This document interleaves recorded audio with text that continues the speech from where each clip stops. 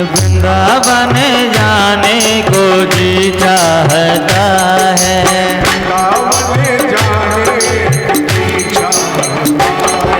वृंदावन जाने को जी चाहता है।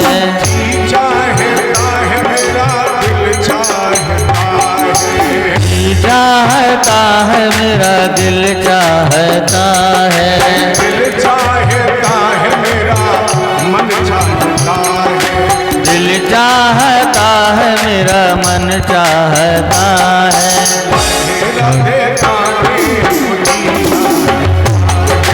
राधे राधे गाने को जी चाहता है।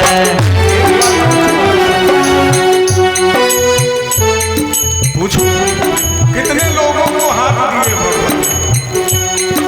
दिए केवल पेट भरने में। गाइए मानस करिए राम कथा सुंदर करतारी संशय बिहट उड़ावनहारी। जय हो। ताली बजाओगे तो जीवन फसल को जो संशय बिगड़ी पक्षी काटता वो उड़ जाएगा। ये गाइए मेरे साथ।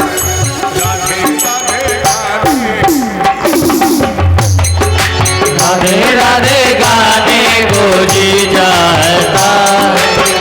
चाहता है मेरा हे मन चाहता है मेरा दिल चाहता है। मन चाहता है मेरा मन चाहता है।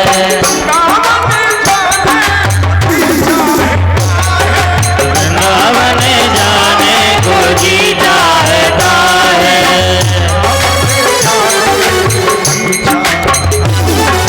वृंदावन जाने को जी चाहता है।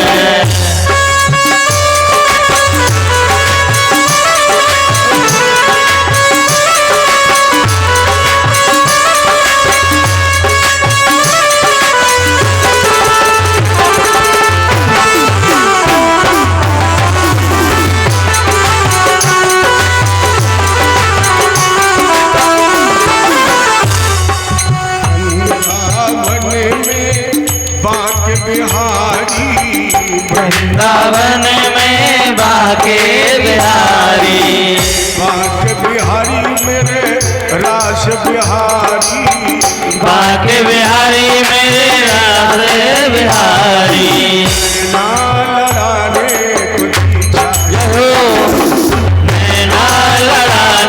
को जी चाहता है।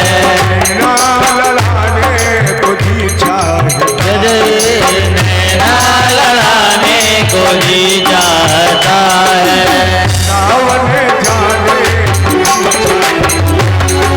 वृंदावन जाने को जी चाहता है। यमुना महारानी। वृंदावन यमुना महारानी। वृंदावन में यमुना महारानी। वृंदावन यमुना महारानी। गोता लगाने को लगाने को जी चाहता है। राधे राधे गाने को जी चाहता है। राधे राधे गाने को जी चाहता है।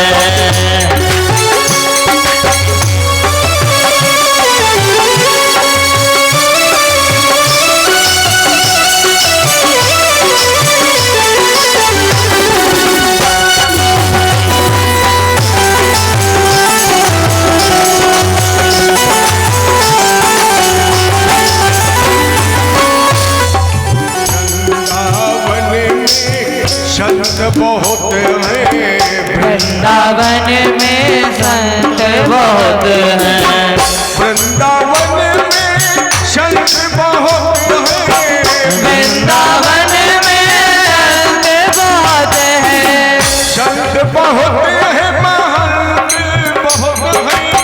संत बहुत हैं महंत बहुत हैं। से झुकाने को जी चाहता है।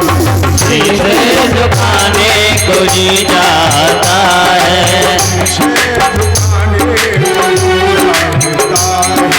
शीशे झुकाने को जी चाहता है।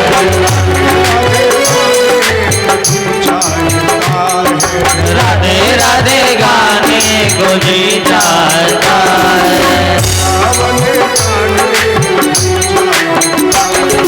वृंदावन गाने को जी चाहता है।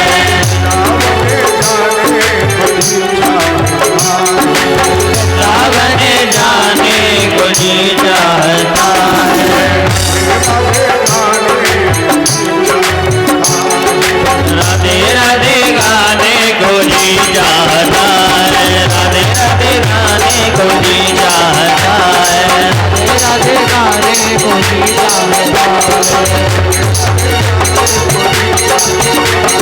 राधे राधे गाने को जी चाहता है। जय हो। आप अभी श्रीमद् भागवत वार्तांतर्गत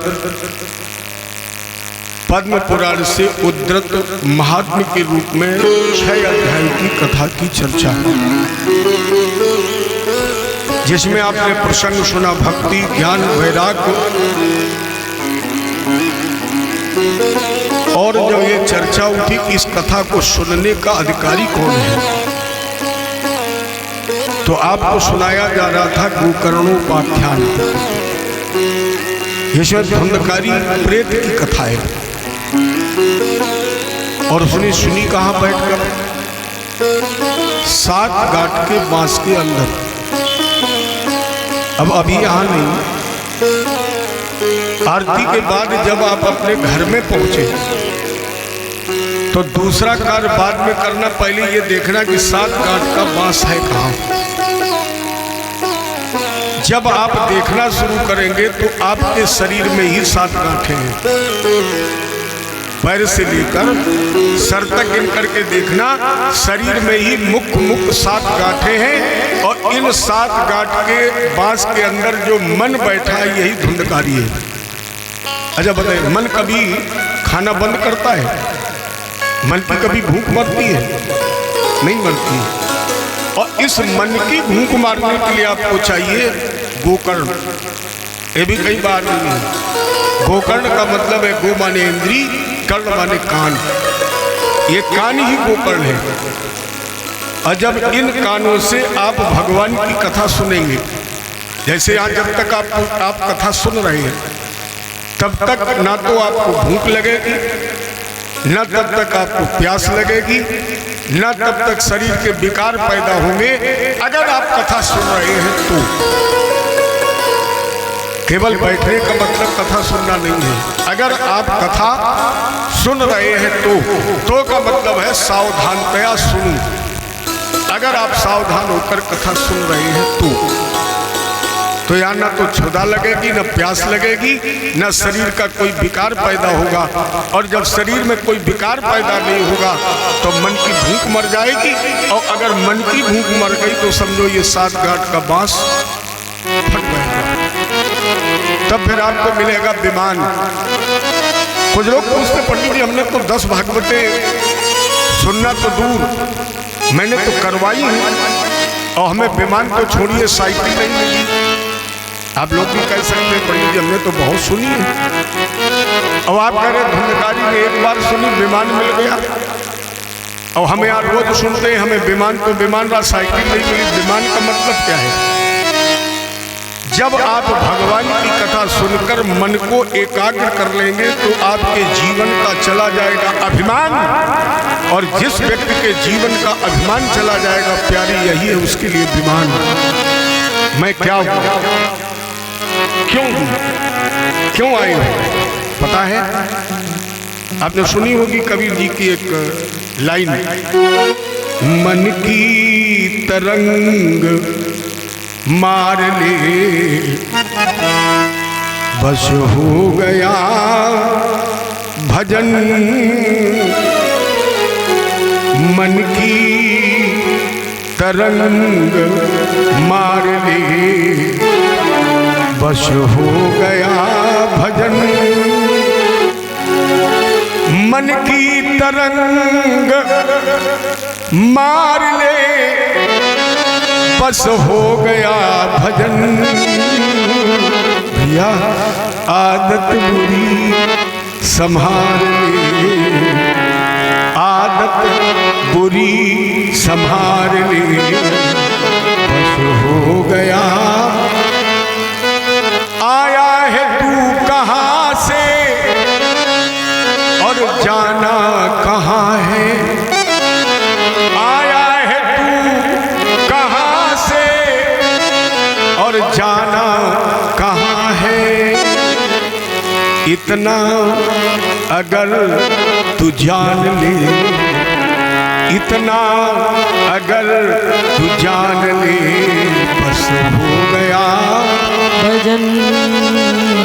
सिद्धांत साफ साफ है सद्गुरु कबीर का, सिद्धांत साफ साफ है सद्गुरु कबीर का।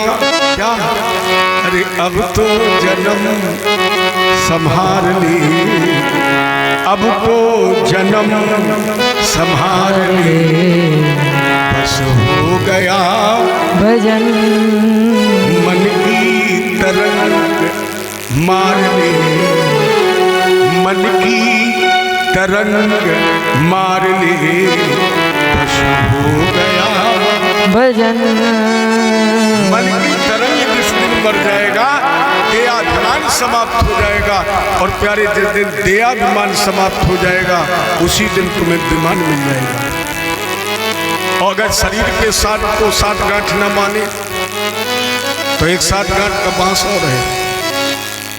पित्रा शक्ति, माँ शक्ति, पत्नी आसक्ति, धन आसक्ति, कुटुंब आसक्ति, व्यवसाय आसक्ति, ये जो आसक्तियां हैं ये भी सात गांठ का बांस है। और इसे भी अगर सात गांठ का बांस ना माने तो एक तीसरा बांस और है, और उस बांस का नाम है काम, क्रोध, लोभ, मोह, मत्सर। ये भी सात गांठ का बांस है। और जब अभिमान समाप्त हो जाएगा तो बांस भी फट जाएगा। अच्छा, ये बांस जो झंडा वाला गढ़ा है, ये फटे ना फटे इससे हमें तुम्हें क्या मिलेगा? ये बांस फाड़ना है। और जिस दिन ये बांस फट जाएगा उस दिन तुम्हें विमान मिल जाएगा। रे मन मूल व्यथा भटके, रे मन मूल व्यथा भटके, 9 मास कहो सुन कौन लगी है। किसने सुन ली है? जो माँ के गर्भ में थी। और जन्म लियो तई पाछे को पहले ही करी दिन क्षीर मई है। जन्म बाद में हुआ, क्या कृपा है हमारे ठाकुर जी की। जन्म बाद में हुआ, माँ के स्तनों में दूध पहले भर दिया। अगर माँ के दूध स्तनों में दूध ना आया होता तो मुंह में दांत तो नहीं थे, तब रोटी सब्जी खा सकते। मैंने ठाकुर जी ने क्रमानुसार कितनी बड़ी कृपा की है। प्यारे तुम्हें 83,99,999 योनियों से निकाला। कितनी योनियों से? 83,99,999 योनियों से निकालकर तुम्हें बड़े भाग दुर्लभ मानुषु। और फिर भी लोग कहते भगवान कृपा करेंगे। भगवान कितनी कृपा करेंगे? क्या भगवान ये कृपा करेंगे कि तुम्हें चारपाई से उठा के पंडाल में लाएंगे? और अगर उन्हें ही लाना होता तो भगवान कहते हम तो पैरी क्यों देते? अच्छा, भोजन की थाली सामने रखी हो और लोग ये कहे कि भगवान खिला देंगे, तो भगवान कहेंगे तो हमने तुम्हें बुद्धि क्यों दी थी? अरे तुम्हें भोजन दिया है, मुंह दिया है, हाथ दिए हैं, अब बुद्धि का प्रयोग करो, हाथ पे उठाओ, प्रेम दिखाओ। बड़े भाग्य से शरीर मिला। जन्म बाद में हुआ, जीव को पालन के साधन पहले बना दिए। सो करुणा निध भूल गयो और अब नाहक में जी ऊब गयो है। और काहे व्यथा भटके चहुओर, सुदेव वही जिन देख दयो है। जिन्होंने ये तन दिया है। और एक वेद व्यास जी ने शिखंडी श्लोक में बड़ी अच्छी बात लिखी। असारे संसारे विषय विष शंगा कुल धिया किमर्थ व्यर्थ भो ब्रजत कुपदे कुतसित कथि क्षणार्थ क्षेमार्थ पेवत शुक गाथा कुल सुधाम परीक्षित तत्साक्षी परीक्षित तत्साक्षी ये श्रवण गत मुक्ति युक्ति कथन। परीक्षित हाथ उठा करके कह रहा है कि मैंने श्रीमद् भागवत की अमर कथा सुनी तो जन्म मृत्यु के बंधन से छूट गया। आप सुनेंगे तो आप भी जन्म मृत्यु के बंधन से छूट जाएंगे। बाबा क्या कह रहे हैं? को न काहू सुख दुख दाता और निज कृत कर्म भोग सब खाता। निगम कल्पतरोर गलितम फलम। शब्दों में निगम माने होता वेद। वेद रूपी कल्प वृक्ष की डाल पर एक पक्षी बैठा है जिसका नाम है शुक। शुक माने तोता। और आप सभी लोग जानते हैं कि पेड़ पर बैठ करके तोता जिस फल को काट देता है, चोंच लगा देता है, लोग कहते हैं कि वो उस वृक्ष का सबसे मीठा फल है। तो ये कथा तो सुखदेव जी की वाणी से निकली है, तो सबसे मीठा है, इसे पियो। इसकी तुलना आप आम के फल से करें। अगर आपसे ये पूछा जाए कि आम का फल आपके हाथ में है तो इसके गूदा में ज्यादा स्वाद है कि गुठली में ज्यादा है? कल्लू भैया, आप जब आम खाते हैं और आपसे पूछा जाए, हम देख रहे थे कि तुम्हारा ध्यान भटक रहा है इसलिए मैंने नाम लिया। आपके हाथ में बढ़िया दशहरी आम है और आप उसे खाएं तो आप केवल ये बताइए कि उसके गूदा में स्वाद है कि गुठली में? हाँ, ये बात है।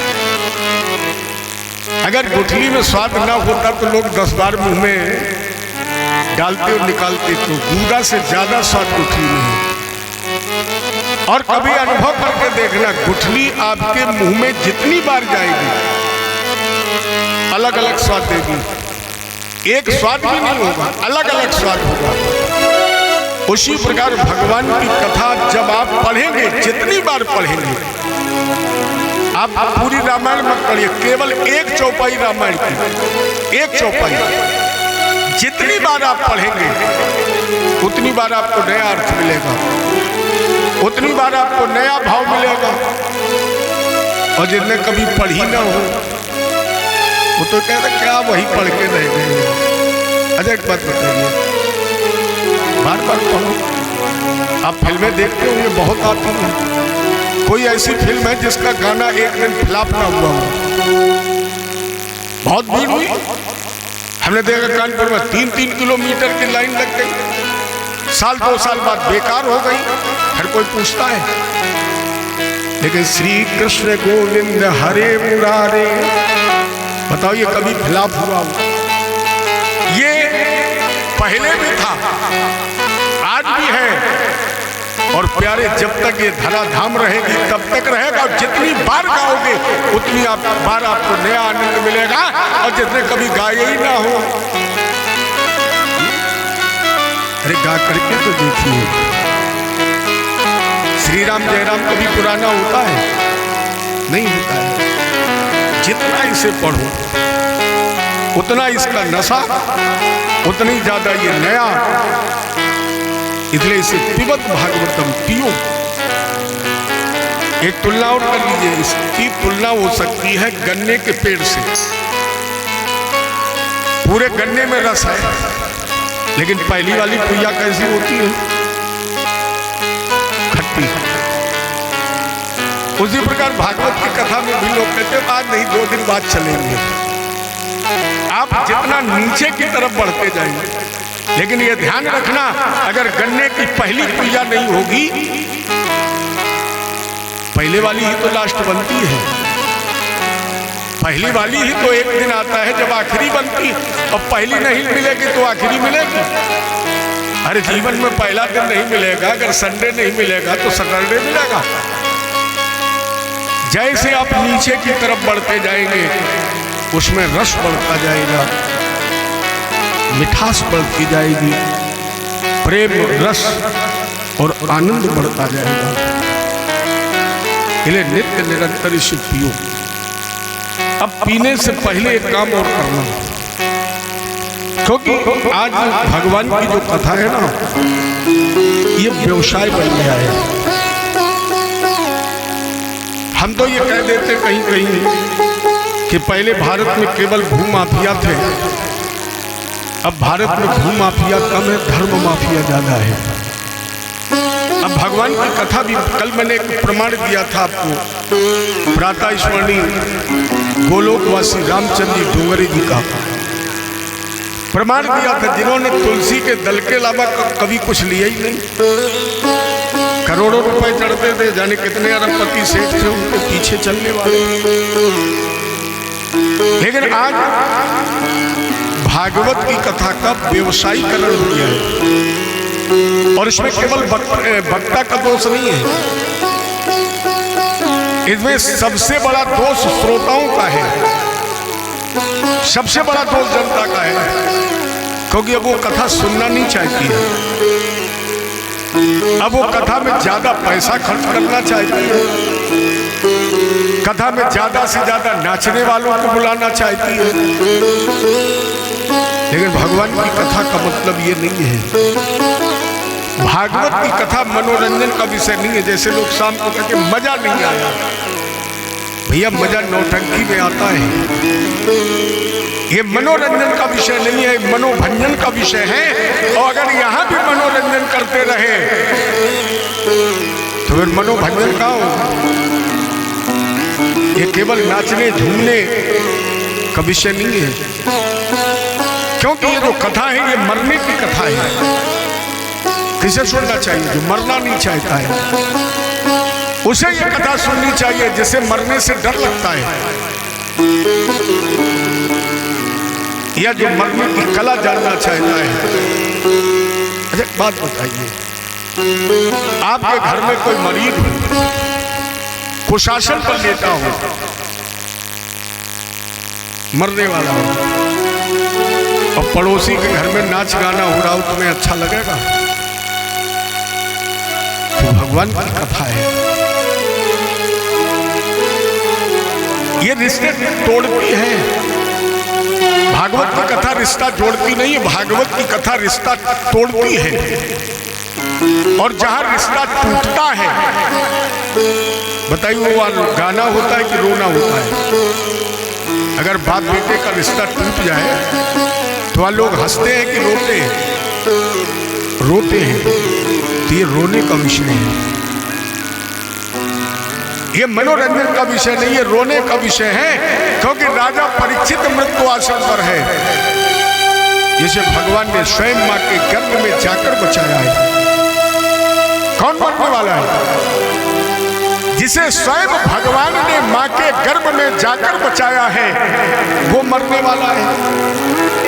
तो मेरी समझ में ये केवल नाचने गाने मनोरंजन का विषय नहीं हो सकता है, क्योंकि जिसे भगवान ने बचाया है। इसलिए मनोरंजन नहीं, मनोभंजन का विषय। अच्छा लोग कहते हैं वो फलाने पंडित जी आए थे, बढ़िया गाना बजाना, बढ़िया झांकी, बढ़िया नाच, तो महाराज जी बड़ी भीड़ हुई, बहुत भीड़ हुई।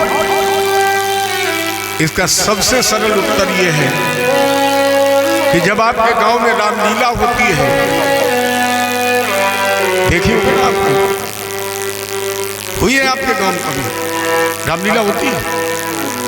अगर होती है तो बताइए सबसे ज्यादा भीड़ कब होती रामलीला में? रामलीला में भीड़ तब होती है जब ठुमका लगता है, और जैसे ठुमका खत्म हुआ 90 नहीं 95% लोगों ने पैंट झाड़ा। अब बोले भैया चलिए, क्यों? बोले हो गई रामलीला। यही रामलीला है। परशुराम जी मेरी समझ में जब स्टेज पर आते हैं तो 10-20 लोग ही बचते हैं, लेकिन क्या इससे परशुराम जी की मर्यादा घटती है? परशुराम जी जब चारों तरफ देखते हैं तो ये कहते हैं कि औरंगाबाद में यही केवल 20 रत्न हैं, बाकी सब पूरा है। जो नर्तकों ने अपने पैर के नीचे कुचल दिया है, कुचल के सब जो कुछ भी था वो लेते आए, लौट आए। लेकिन परशुराम जी जान गए कि औरंगाबाद में जो सुनने वाले हैं, जो समझने वाले हैं, जो ज्ञान रखने वाले हैं, जो सत्संगी हैं, ये केवल 20 ही हैं, बाकी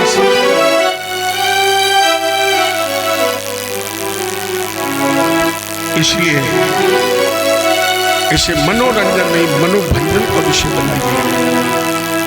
तो जब आप कथा का आयोजन कराएं, अब तो ये तो हो ही रहा है, लेकिन अब जब कराएं तो भागवत जी का एक श्लोक जीवन में जरूर उतारें।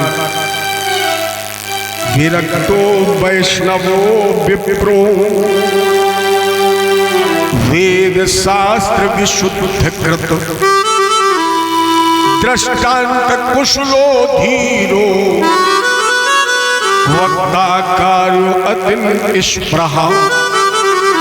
जब वक्ता का चयन करें, जब आप कथा कराएं, किसी वक्ता को बुलाएं, तब वो वक्ता कैसा हो? विरक्तो।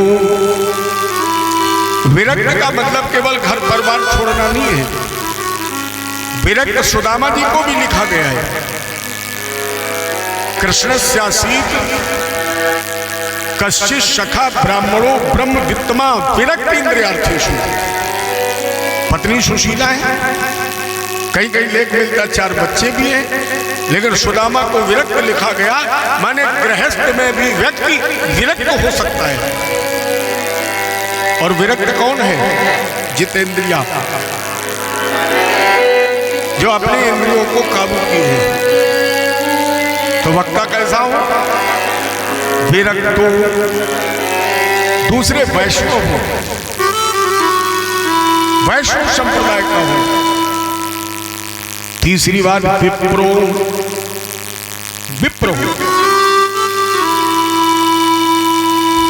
ब्राह्मण और विप्र में थोड़ा अंतर है। जिसकी मां ब्राह्मण है, पिता ब्राह्मण है, उसके जो संतान पैदा होगी वो होगी ब्राह्मण। दोनों माता पिता अगर एक हैं, ब्राह्मण है, तो उससे जो संतान पैदा होगी वो ब्राह्मण। अगर क्षत्रिय पत्नी एक है तो दोनों से जो संतान पैदा होगी वो क्षत्रिय। तो जन्मना जायते ब्राह्मणा एक सर्वसाधारण सूक्ति है। जब सामाजिक स्तर पर तो कहा जाता है जन्मना जायते इत सशूद्रा, लेकिन जब केवल ब्राह्मण की चर्चा होगी और माता पिता दोनों ब्राह्मण होंगे तो जन्मना इत सब्राह्मणा, जन्म से वो ब्राह्मण होगा। लेकिन इसके बाद वो बनता है द्विज। द्विज कब होता है? जब उसका होता है यज्ञोपवीत संस्कार। ब्राह्मण का यहां से दूसरा जन्म प्रारंभ होता है, तब वो बनता है द्विज। और द्विज बनने के बाद वो जब पढ़ता है, वेदाध्ययन करता है,